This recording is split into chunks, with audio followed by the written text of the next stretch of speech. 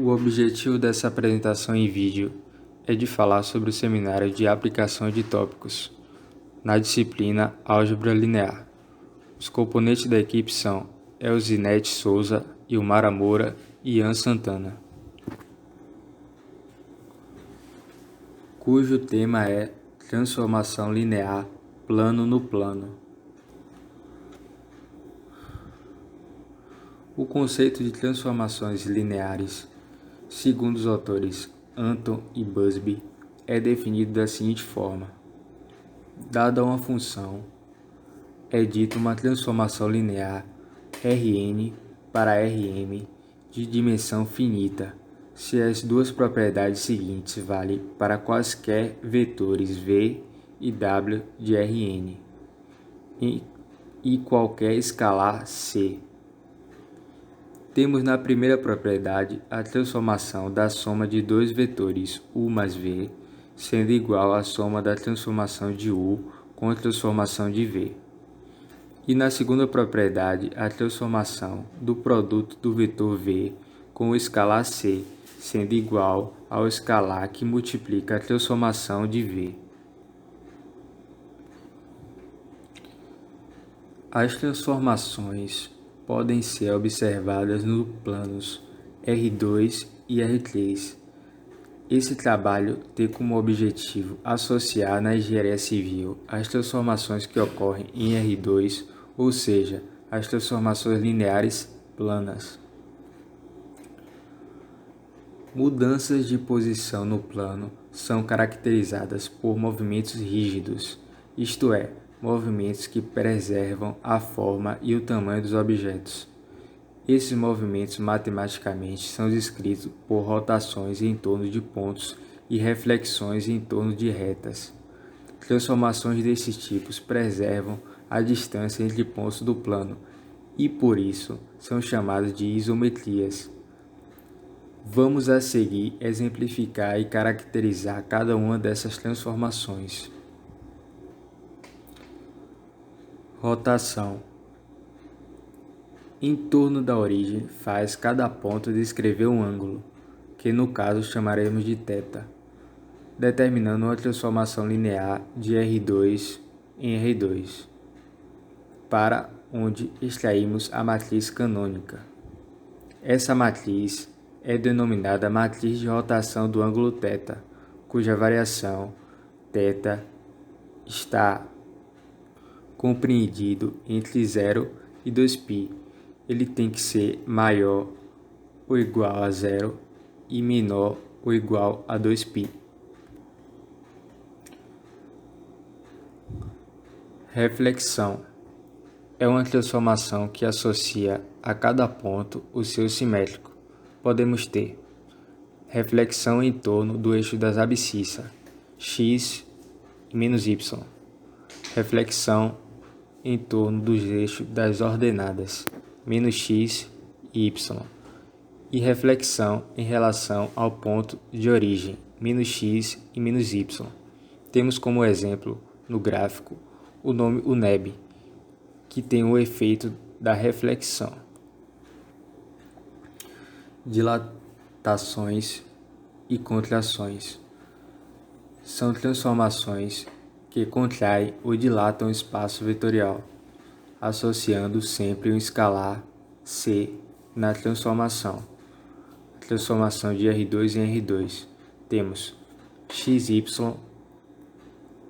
para um escalar n que multiplica xy com n pertencente aos reais. No gráfico, observamos o nome UNEB, que sofreu o efeito de dilatação. Cisalhamento é o efeito de transformar um vetor através da combinação de escalares nas coordenadas. Apesar da mudança na estrutura, a base mantém-se a mesma. Em consequência, a área formada pela figura também mantém-se a mesma. A transformação de R2 para R2, sendo xy para x mais cy, y. Ao observar o gráfico, o nome UNEB sofreu o efeito de cisalhamento.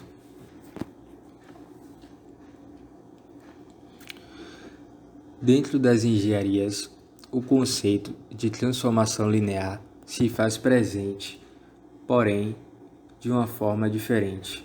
Os conceitos tratados em álgebra linear são modificados e contextualizados de acordo com o ramo seguido.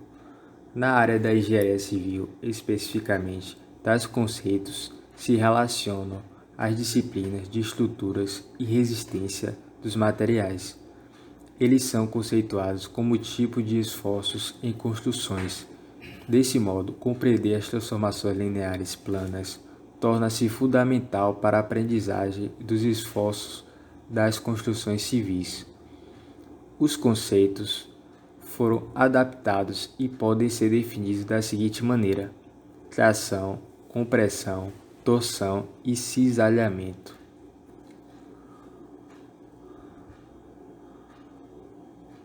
Os esforços ocorridos nas construções que será estudado neste trabalho é cisalhamento. Cisalhamento tem como sua definição sendo o ato de cisalhar.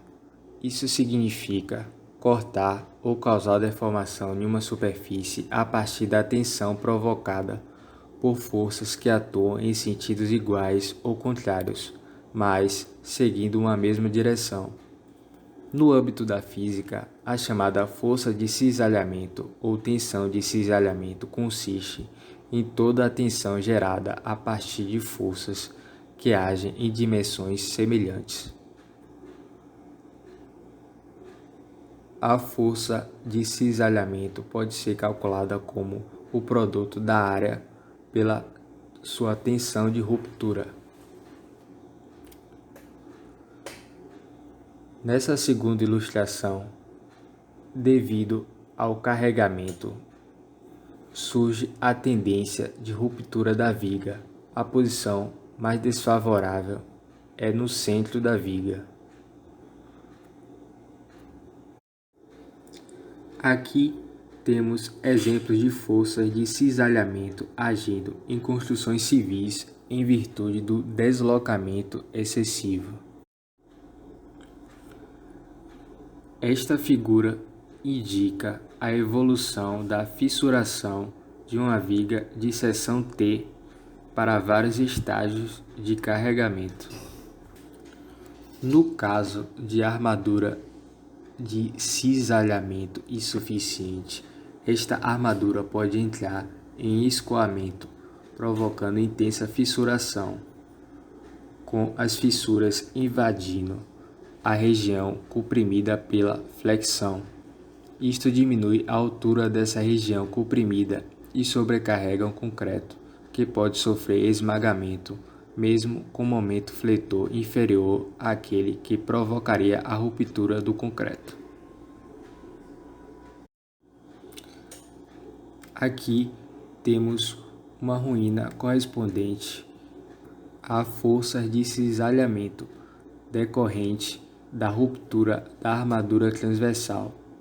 É um tipo mais comum de ruptura por cisalhamento, resultante da deficiência da armadura transversal para resistir às tensões de tração devidas à força cortante, o que faz com que a peça tenha a tendência de dividir em duas partes.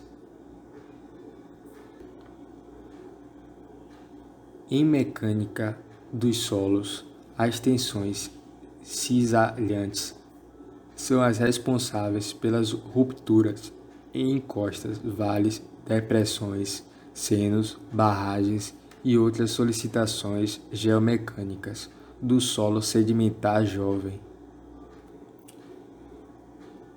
Em topografia, a correlação de erros em uma determinada poligonal é fato crucial.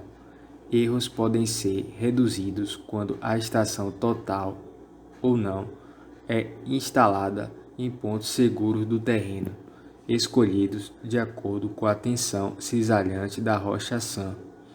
Esse procedimento é muito empregado em levantamentos rodoviários transestaduais, ou seja, de grande extensão territorial e mercadológica.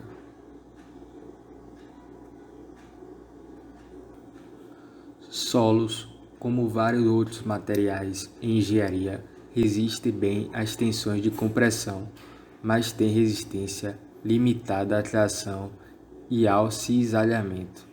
Ruptura caracterizada por deslocamentos relativos entre partículas acabam com a estabilidade de encostas naturais e provocam deslizamentos. Nessa figura, podemos observar o deslizamento e rupturas de parede das casas em decorrência de deslocamentos de partículas por efeito de erosão e forças atuantes em determinadas direções. As considerações finais do nosso trabalho enfatizam que todo engenheiro precisa estar sempre atento ao fator segurança e, quando necessita utilizar conhecimentos geotécnicos, a primeira coisa em que todo engenheiro deve se preocupar é se, naquele determinado solo em que vai trabalhar, pode ocorrer ruptura.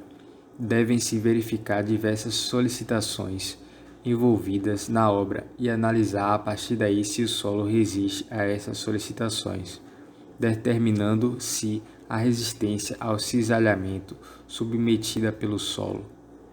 Não importa sobre qual material estamos tratando, a regra é sempre a mesma: a resistência de qualquer um deles é maior que a tensão que os mesmos podem suportar. E aqui estão algumas referências que contribuíram para o nosso trabalho.